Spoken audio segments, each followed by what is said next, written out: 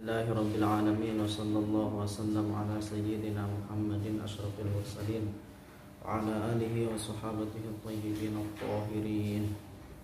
Allahumma la sahla illa ma ja'altahu sahla wa anta taj'alul hazna ya hayyu ya qayyum idza syi'ta sahla.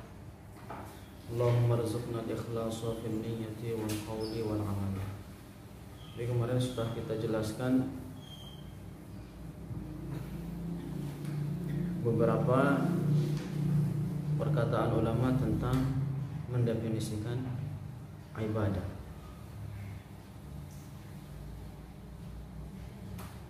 Jadi bahwa yang dimaksud dengan ibadah adalah memberikan puncak perendahan diri kita kepada Allah. Ini bukan hanya sekedar taat, ini dikatakan ibadah, bukan sekedar takut, taat, berharap, itu lalu dikatakan ibadah.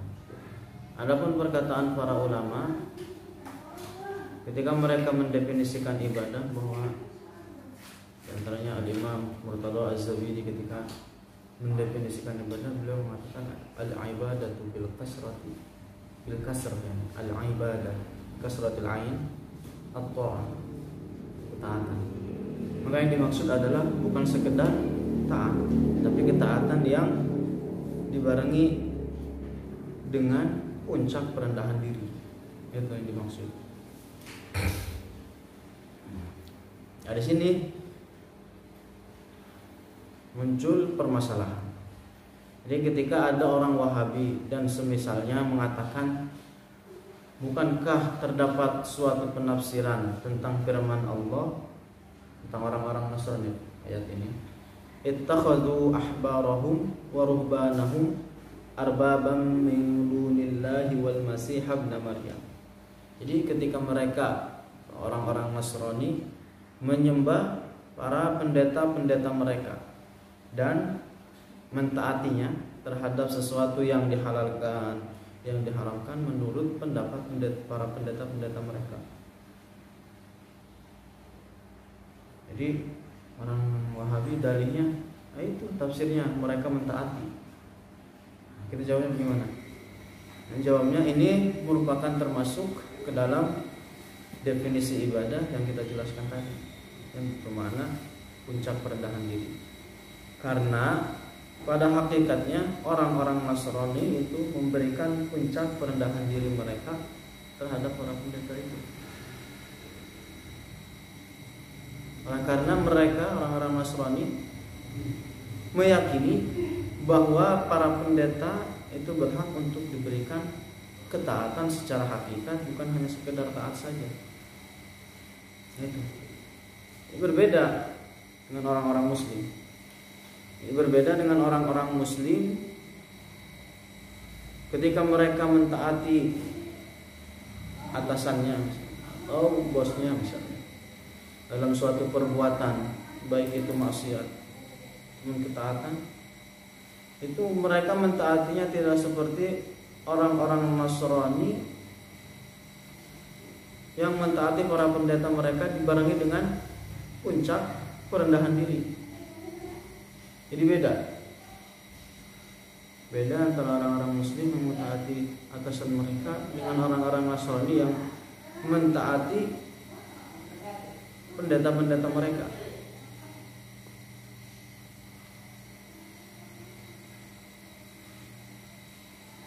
Maka dari sini seorang Muslim tidaklah menyembah atasan mereka seperti orang-orang Nasrani, seperti orang-orang Nasrani lakukan. Begitu juga sekedar mentaati seseorang dalam perbuatan maksiat. Ketika orang disuruh melakukan perbuatan maksiat kemudian ditaati, bukanlah merupakan suatu ibadah dan penyekutuan Allah. Akan tetapi perbuatan ketaatan yang dikafirkan pelakunya mereka yang mentaati dengan dibarengi puncak perendahan diri. Dan inilah yang dimaksud para ulama ahli bahasa tentang perkataan mereka dalam mendefinisikan ibadah dengan suatu ketaatan. Di antara tadi Al-Hafidz Murtada Az-Zabidi. Jadi seolah-olah mereka mengatakan bahwa yang dimaksud adalah ketaatan yang khusus, yaitu yang dibarengi dengan puncak perendahan diri.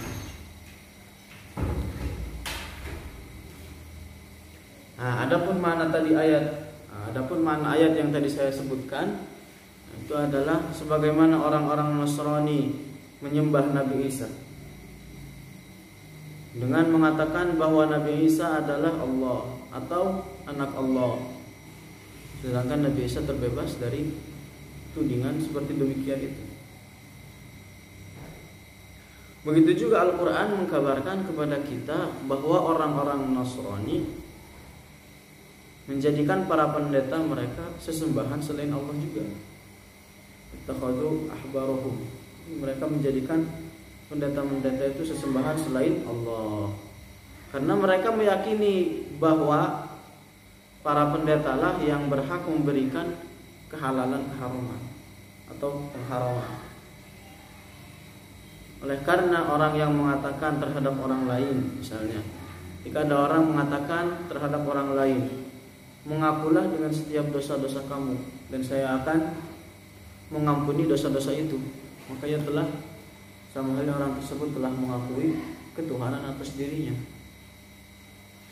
Karena hal demikian hanya berlaku bagi Allah saja. Dalam Al-Quran Allah Subhanahu wa ta'ala berfirman, wa may yaghfirudz dzunuba illallah. Artinya apa? Tidak ada seorang pun yang dapat mengampuni dosa-dosa bagi pelaku maksiat kecuali Allah. Karena orang yang berkata saya dapat menghalalkan atau mengharamkan atau dapat mengampuni dosa-dosa kemaksiatan atau dapat menciptakan sesuatu dari tidak ada menjadi ada, maka dia telah mengakui ketuhanan atas dirinya. Dalam hal ini Allah Subhanahu wa ta'ala berfirman, qul hal nunabbi'ukum bil akhsarina a'mala alladzina dhalla sa'yuhum fil hayatid dunya wa hum yahsabuna annahum yuhsinuna sun'a. Ini telah berkata Al-Imam Ali bin Abi Thalib tentang ayat ini, bahwa yang dimaksud dengan ayat ini adalah orang-orang Nasrani. Mereka yang mengira telah melakukan banyak kebaikan, akan tetapi kelak di akhirat masuk ke dalam neraka, karena mereka telah menyembah dan memberikan puncak perendahan diri mereka kepada selain Allah. Maka dari sini tidak ada pegangan bagi orang-orang Wahabi atau yang semisalnya yang menafsirkan makna ibadah hanya dengan sekedar takut atau berharap atau taat atau cinta dengan menafsirkan firman Allah, iyyaka na'budu wa iyyaka nasta'in. Oleh karena dengan demikian berarti mereka telah mengkafirkan seluruh manusia, sebagaimana mereka sebutkan di dalam kitab mereka, ada namanya kitab Fathul Majid, syarah kitab Tauhid. Jadi kitab Fathul Majid ini bukan yang dimaksud kitab Fathul Majid Syekh Nawawi Al-Bantani. Ada Syekh Nawawi Al-Bantani juga punya kitab namanya Fathul Majid. Adapun kitab yang dimaksud ini adalah kitab Fathul Majid syarah kitab Tauhid, itu punya cucunya pendiri kelompok Wahabi. Cucunya pendiri kelompok Wahabi bernama Abdul Rahman Ibn Hasan Ali Syekh. Nah ini. Jadi matennya itu punya Muhammad bin Abdul Wahhab, penggagas kelompok Wahabi. Matennya itu yang kitab Tauhid. Kemudian Fathul Majid disyarah sama cucunya, namanya Abdurrahman ibn Ali Syekh. Jadi mereka mengatakan seperti itu. Jadi ibadah itu ketaatan atau berharap atau taat atau cinta. Ini sebagaimana disepakati juga oleh pentolan mereka Ibn Baz. Dan ini sudah jelas bahwasanya merupakan suatu agama yang baru yang tidak dikatakan seorang muslim pun. Begitu juga ada seorang Wahabi Mesir, seorang yang bernama Muhammad Hassan. Namanya Muhammad Hassan. Dia seorang Wahabi dari Mesir. Mengatakan di dalam kitabnya Hakikatut Tauhid itu mengambil dalih dari perkataan Sayyid Qutb dari kitabnya yang dinamakan Fidhilalil Quran tentang firman Allah, "Fala taj'alu lillahi andada." Jadi setelah perkataan Muhammad Hassan bahwa yang dimaksud dengan al-andad dalam ayat itu adalah sekutu bagi Allah. Kemudian dia berkata, bisa saja yang dimaksud dengan al-andad adalah gambaran tentang sesuatu yang masih tersembunyi. Bisa saja sesuatu tersebut tidak diketahui. Bahkan mungkin saja pada sesuatu yang menggantungkan harapan terhadap selain Allah dalam bentuk apapun, atau dalam bentuk ketakutan terhadap sesuatu selain Allah dalam bentuk apapun. Jadi menurut dia apa? Orang yang takut terhadap selain Allah berarti dia telah menyembah yang ditakutkan itu. Nah, dengan demikian berarti seorang Wahabi yang bernama Muhammad Hassan tadi telah mengkafirkan Nabi Musa dan Nabi Harun. Karena Muhammad Hassan mengatakan bahwa al-andad yang dimaksud di dalam ayat yang merupakan kemusyrikan bisa saja terjadi di dalam ketakutan terhadap selain Allah. Sedangkan Allah Subhanahu wa taala berfirman tentang Nabi Musa, "Fa farartu minkum lamma khiftukum." Ibaratnya jelas, khiftukum. Kemudian firman Allah juga qala khudha wa la takhaf. Kemudian firman Allah lainnya fa akhafu ay yaqtulun. Itu. Ini sudah jelas. Berarti dengan demikian Muhammad Hassan telah mengkafirkan Nabi Musa.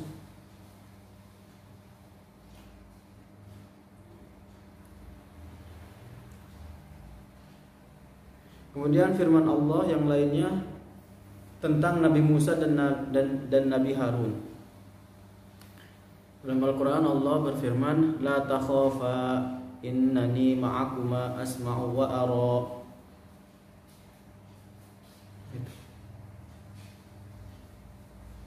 Jadi takut yang dimaksud di dalam ayat adalah takut yang tabi'i, yang merupakan sifat atau tabiat dari manusia.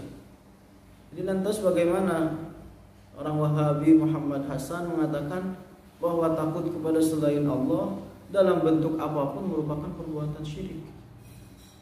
Sedangkan Allah berfirman tentang Nabi Musa, "Wa kana indallahi wajiha." Alhamdulillah.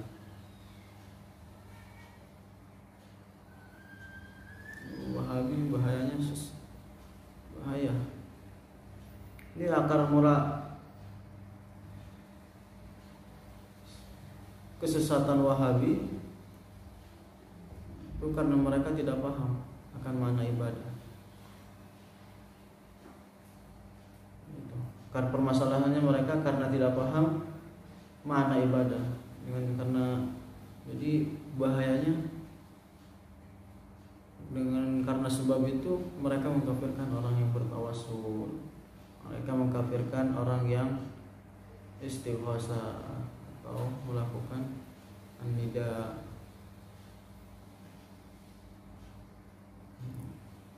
Jadi kita kembali, adapun yang dimaksud dengan firman Allah iyyaka nasta'in, nah, itu tidak seperti yang disangka oleh kelompok Wahabi di dalam mengkafirkan terhadap orang-orang yang bertawassul dengan para nabi atau dengan para wali, orang-orang saleh.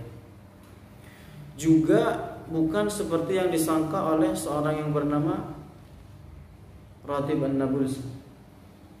Awalan ini Ratib An-Nabulsi, dia seorang yang menghidupkan kembali paham-paham Mu'tazilah di zaman sekarang ini, zaman kita. Orang masih hidup. Yang mengatakan bahwa meminta pertolongan itu merupakan suatu bentuk ibadah. Yang mana hal ini merupakan pokok keyakinan Wahabi juga. Dia sebutkan, Ratib An-Nabulsi ini dia sebutkan di dalam kitabnya yang bernama Ta'ammulat fil Islam. Jadi dia mengatakan apa? Kita tidak menyembah sesuatu apapun selain Allah dan tidak meminta pertolongan kepada selain Allah juga.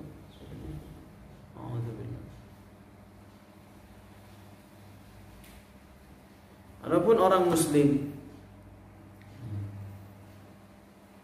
ketika bertawassul, beristighatsah atau meminta tolong dengan sebab para nabi atau para wali, mereka tidak meyakini bahwa para nabi atau para wali itu dapat menciptakan manfaat atau menolak bahaya secara hakikat. Oleh karena akidah umat Islam itu mengatakan bahwa yang menciptakan bahaya dan manfaat secara hakikat hanyalah Allah. Paham ini?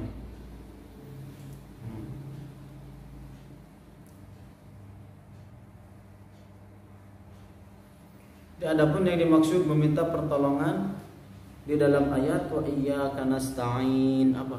Kita meminta agar Allah ciptakan pertolongan dan kekuatan dalam setiap perbuatan yang kita kerjakan. Dan hal ini tidak meminta kepada siapapun selain Allah. Bukan artinya ketika seorang muslim meminta pertolongan kepada para nabi atau para wali yang masih hidup ataupun sudah meninggal telah keluar dari agama Islam. Oleh sebab kalau seandainya meminta pertolongan dan melakukan istighatsah merupakan perbuatan musyrik, maka tidak ada seorang pun yang muslim di atas muka bumi ini. Jadi di antara bantahan terhadap kelompok Wahabi yang paling jelas hadis yang diriwayatkan, hadis Rasulullah sallallahu alaihi wasallam yang diriwayatkan oleh Imam At-Tirmidzi, bahwasanya Rasulullah sallallahu alaihi wasallam bersabda, wallahu fi aunil 'abdi ma kana al-'abdu fi auni akhihi. Jadi Allah akan menolong seorang hamba selama ia menolong sesama saudaranya muslim.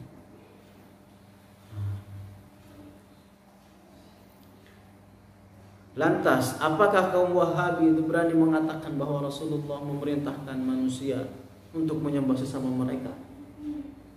Hasya. Mustahil. Kemudian apa yang dikatakan?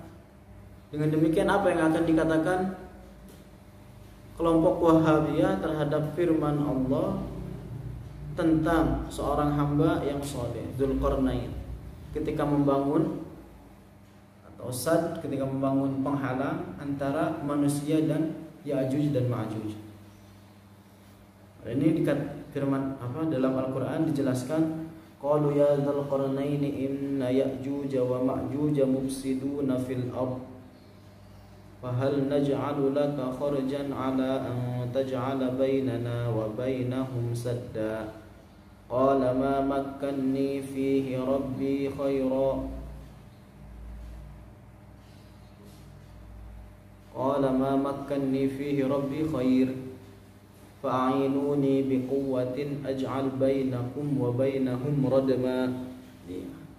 Apakah kaum Wahabi akan mengatakan tentang Dzulqarnain itu telah menyembah manusia karena meminta pertolongan kepada mereka dalam membuat penghalang itu? antara manusia dan Ya'juj dan Ma'juj. Apakah mereka akan berani mengatakan demikian?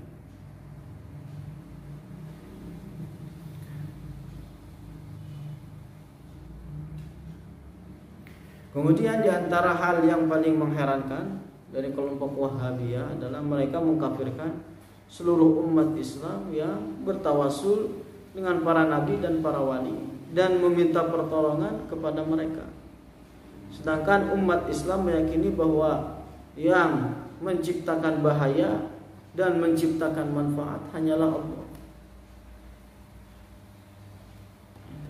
Dan yang paling mengherankan dari kelompok Wahabi itu apa?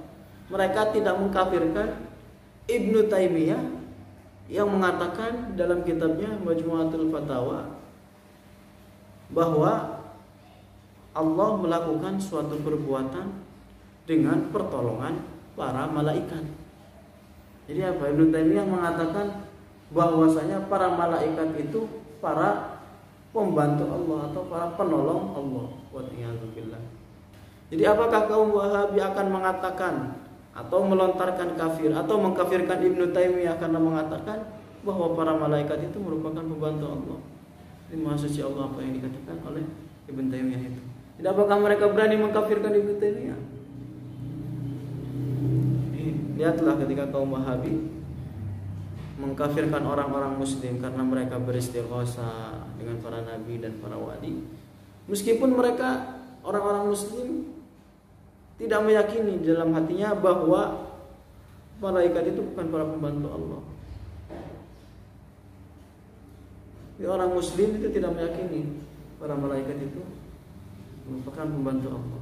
Tapi ketika mereka beristighosa, bertawasul, itu mereka juga tidak meyakini di dalam hatinya bahwa para nabi yang ditawassul atau para wali itu menciptakan manfaat atau menolak bahaya.